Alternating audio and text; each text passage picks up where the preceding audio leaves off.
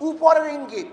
যদি উপরের ইঙ্গিতে আপনি পিআরসি নির্বাচন দিতে গড়িমসি করেন, তাহলে জনগণ ঐক্যবদ্ধভাবে আপনাকে বাধ্য করবে পিআরসি নির্বাচন দেওয়ার জন্য। যদি পিআরের খারাপ থাকে 1%, ভালো 99%। পিআরের বিপক্ষে যদি বক্তব্য দেওয়া যায় 2%, তাহলে পক্ষে বক্তব্য দেওয়া যায় 98%।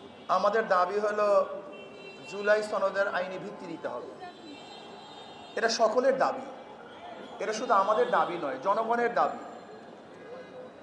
কাজী এটা দিতে অসুবিধা কোথায়? কাদের ইঙ্গিতে দিচ্ছেন না? আমি মনে করি ভারত চায় না জুলাই সনদের আইনি ভিত্তি দিতে। তাহলে আপনারা কি ভারতের আশা এবং আকাঙ্ক্ষার প্রতিফলন ঘটাচ্ছেন? আমরা অবশ্যই দাবি করব জুলাই সনদের আইনি ভিত্তি দিতে হবে। অন্তর্বর্তী সরকার শুধু নির্বাচনের জন্য বসেন নাই। তিনি কেন বসেছেন আমরা সবাই জানি। সংস্কার, বিচার, নির্বাচন।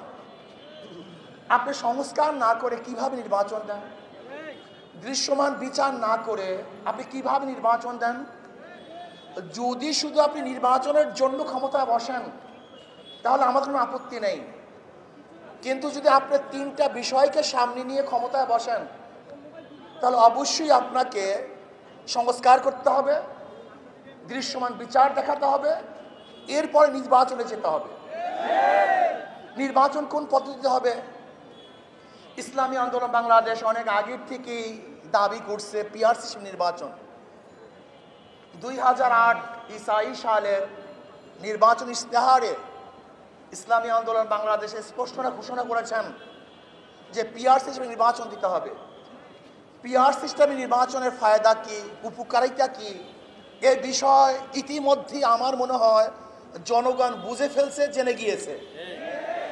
এমনকি বর্তমান জরিপে দেখা যায় 80% জনগণ পিআরের পক্ষে।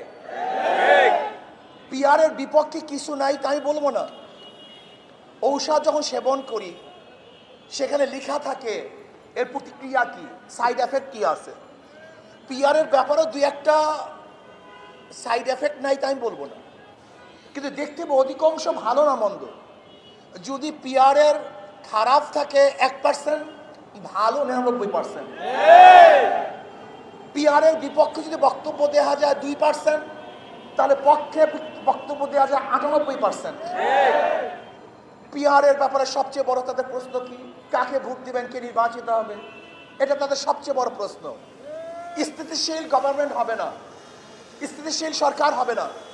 আমি তাদেরকে প্রশ্ন করতে চাই, ধরে নেন আজকে যেই পদ্ধতিতে নির্বাচন হচ্ছে সেখানেও যদি এককভাবে কেউ সংখ্যাগরিষ্ঠ অর্জন না করে, সংখ্যাগরিষ্ঠ না পায়, তাহলে সেই পার্লামেন্টের অবস্থাটা কি হবে? সেটা তো দুর্বল পার্লামেন্ট। যদি কোয়ালিশন সরকার গঠন করতে হয় সে পার্লামেন্টে তো দুর্বলই হয়। তাই বর্তমান পরিস্থিতিতে পদ্ধতিতেও তো দুর্বল পার্লামেন্ট হওয়া সম্ভব। আর পিআর সিস্টেমে নির্বাচন দিতে বিএনপির আপত্তি থাকারই কথা না, কারণ তাদের একজন উঁচু পর্যায়ের বক্তা বক্তব্য দিয়েছেন, উঁচু পর্যায়ের নেতা বক্তব্য দিয়েছেন যে 90% ভোট তাদের। যদি 90% ভোট তাদের হয় তাহলে তারা আসন পাবে 270-এর উপরে। বাস, তার তো এককভাবে সরকার গঠন করতে পারছে, সমস্যা কোথায়? বরং আর ঝামেলা মুক্ত সরকার গঠন করতে পারবে। পিআরসি নির্বাচনের ব্যাপারে তো খোদ বিএনপি বক্তব্য দিয়েছেন। কি বলছেন? তিনি জাতীয় সংসদ গঠন করবেন, জাতীয় সরকার গঠন করবেন। তা জাতীয় সরকারটা কিভাবে হবে আমাকে বলুন? সবার সম্মিলিত যে সরকার হয় সেই সরকারটাই তো জাতীয় সরকার হয় না, একক সরকারকে জাতীয় সরকার বলা হয়। তা যেহেতু সবার সম্মিলিত সরকারকে জাতীয় সরকার বলা হয়, আর পিআর পদ্ধতিতে তো সমস্ত দলে, সমস্ত মতে, সমস্ত আদর্শের মানুষগুলি সংসদে যাবে। কাজে সেহেতু বিএনপির বক্তব্য অনুযায়ী তো পিআর সিস্টেমের নির্বাচনের প্রয়োজন। পিআর নির্বাচনের সবচেয়ে বড় ফায়দাটা কি? ফ্যাসিস্ট তৈরি হবে না, কালো টাকা সরাসরি হবে না, পেশির শক্তি ব্যবহার করতে পারবে না, ভোট ছিনতাই হবে না, কারোর ভোট বিফলে যাবে না, পচবে না। সব দলীয়, সব আদর্শের, সব মানুষের সংসদ হবে, যেখানে থাকবে মুসলমানদের প্রতিনিধি, হিন্দুদের প্রতিনিধি, খ্রিস্টানদের প্রতিনিধি, সেখানে থাকবে ডান বাম সমস্ত প্রতিনিধিরা সেখানে থাকবে। রাস্তায় আন্দোলন করতে হবে না, আমাদের আলোচনা হবে সংসদের মধ্যে। রাস্তায় চিল্লাচিল্লির কোনো প্রয়োজন নেই।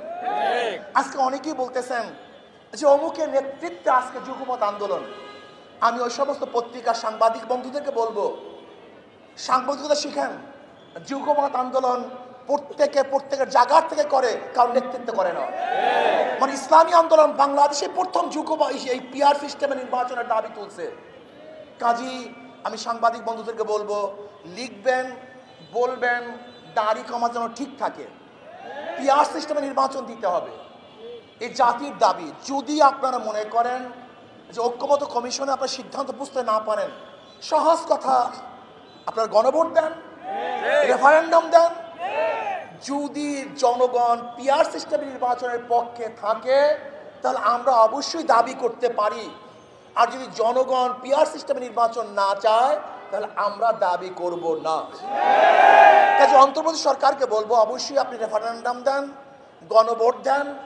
যদি জনগণ ডিসাইড করে যে আমরা পিআর সিস্টেম নির্বাচন চাই, তাহলে অবশ্যই আপনাকে পিআর সিস্টেম নির্বাচন দিতে হবে ইনশাআল্লাহ। যদি আপনি কোনো অবস্থাতে আগেই বলেছেন বক্তাগণ, উপরের ইঙ্গিত, যদি উপরের ইঙ্গিতে আপনি পিআর সিস্টেম নির্বাচন দিতে গড়িমসি করেন, তাহলে জনগণ ঐক্যবদ্ধভাবে আপনাকে বাধ্য করবে পিআর সিস্টেম নির্বাচন দেওয়ার জন্য। জুলাই সনদে আইনি স্বীকৃতি দিতে হবে এবং বিচার দৃশ্যমান করতে হবে। যদি তা না করেন সংস্কার করতে হবে। যদি এইগুলি আপনি না করেন, শুধু নির্বাচন করেন, তাহলে আমি মনে করব আপনিও কোনো এক দলের দিকে ঝুঁকে গেছেন, আপনি নিরপেক্ষতা হারিয়ে ফেলবেন। কাজে আসুন আমরা সমৃদ্ধভাবে এই দাবিকে সামনে নিয়ে আন্দোলন করব। আর আমি মনে করি আন্দোলনের কোনো প্রয়োজন নাই, আন্দোলনের আগেই সরকার এটাকে গ্রহণ করবে। আর প্রাইমারি স্কুলে ড্যান্স এবং গান শিক্ষার জন্য ওস্তাদ দিবেন, শিক্ষক দিবেন। কেন, কিসের জন্য?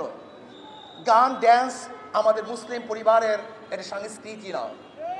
যদি আপনাদের সমস্ত পরিবার, বাংলাদেশের সমস্ত পরিবার নাস্তিক হয়ে থাকে, বেঈমান হয়ে থাকে, তাদের জন্য গান এবং গানের টিচার দিতে পারেন। যদি 92% মুসলমানদের দেশে কোনো অবস্থাতেই গানের টিচার দেওয়া যাবে না। এদেশে টুপিওয়ালাদের, দাড়িওয়ালাদের, মুসলমানদের খাজনা, ট্যাক্স, ভ্যাটের পয়সা দিয়ে গানের টিচার দিবেন। গানের টিচারের প্রয়োজনটা কি? সেখানে ইংলিশ টিচার দেন, কম্পিউটার টিচার দেন। আজকে প্রাইমারি শিক্ষা ব্যবস্থা ধ্বংস হয়ে গেছে, কিচ্ছু নাই। সেখান থেকে আর মানুষ ঘুরতেছে না, ইউনিভার্সিটিতে চান্স পায় না, মেডিকেলে চান্স পায় না, কোনো জায়গায় চান্স পাচ্ছে না। এর জন্য প্রাইমারি শিক্ষা লেভেলকে ঢেলে সাজাবার জন্য ধর্মীয় শিক্ষক সেখানে নিয়োগ দিতে হবে এবং কোনো অবস্থাতেই সেখানে গানের টিচার বাংলাদেশে দেয়া যাবে না। যদি দিতে চান আপনার গদি, আপনার মস্তক উৎখাত করবে ইনশাআল্লাহ। ফাইজলামি পেয়েছেন আপনি, মনে যা চায় তাই করবেন আপনি। 92% মুসলমানদের দেশ, এদেশে কোনো অবস্থাতে ইসলামের সংস্কৃতির বাইরে কোনো কাজ করা যাবে না। কাজে আসুন আমরা সবাই এখন মিছিল করব এবং পিআর সিস্টেম নির্বাচনের জন্য আমরা দাবি যে করছি এটা অবশ্যই সরকারকে দিতে হবে। আল্লাহ আমাদের সবাইকে কবুল করে নেন।